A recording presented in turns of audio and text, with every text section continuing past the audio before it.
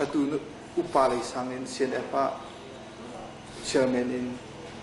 Supreme Council sungter in navan tuan than tika zai rong thang thang ada hi ka in navan lung thani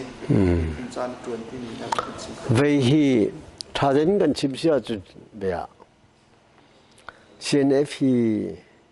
ka thei ninga chun ve ya ki ha khalam belong siente tiga chun dang pol khan lai mi ta tan ro ti lo ha than tang ta long ro chang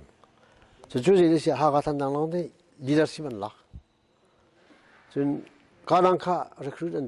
to lo kha rak lo mu an phat kho lo jang se ve lai chu tiga chun ve zeman kha agar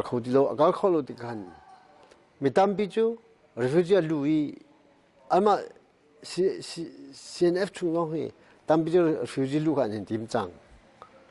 I chu ti ka chun vea ra kap len hin ve ma hi kan reform kan hao ti mi ka an tin pia ro an tin pia ti ka u khu len le u sol mong kha ma hi atu tu han an rak thim ro na I khu len le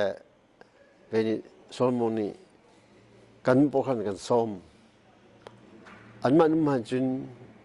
alunan tam de ro lai tia an ro chu kan ma khan 2011 kan ve di khan university kan umlo hin ve unit la mu ne pa kwa chu la kalemu ne lu se ro chan na chun naga chun so ti khan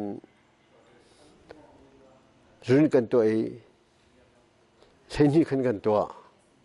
ma theni kan to mi kha ti ga kan rat ti ga chene fa ma kan lu bi cha zeda an ve ti chun ki foi tu zul tu so mi khom ti khan adang pol kha zeman thei di lo chu a tha them lo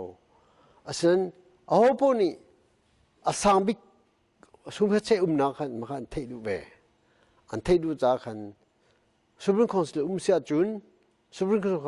Council bi a chei mi kha asang bik si ma cha chun be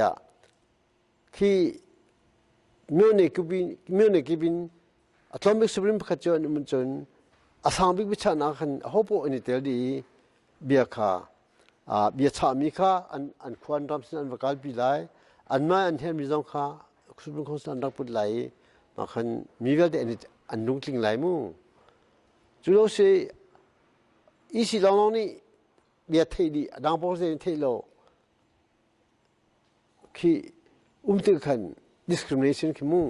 theilan na khum chang ma de kan theilan na hom man du lo I judge bia ma khan sum khong kan mun to khan than ti chang le jong lu ve lo chu da dim le phlam kha kan dim kha chu kan si jung de na da mu dak so the thang kan si jung mu ka khan sian ma jong khro na khan ni chu cha khan ma khan ve chu CNF kha wi kha te bun ka than mu a tu hin ta chu da ga I si te na ve da ha kha than dang long te kan sileng ma khan chun adang pol na ve la atwa hin u thang ning ki te na mu anun si te kan thang ai u la chun te na anun si te thang ai chu chuan tu chuman pi zong u thang te na nang is na tilim le lam tu hi be ya kibla u nang len thang si go an ma khi trai ton tam ve ti khin siung ji chu an to kholo mi si chu dak so le thang ko thang ai tam pi ve na dak so le thang thong kan CNF an tam pi ve phram ni ve than mun pe ni si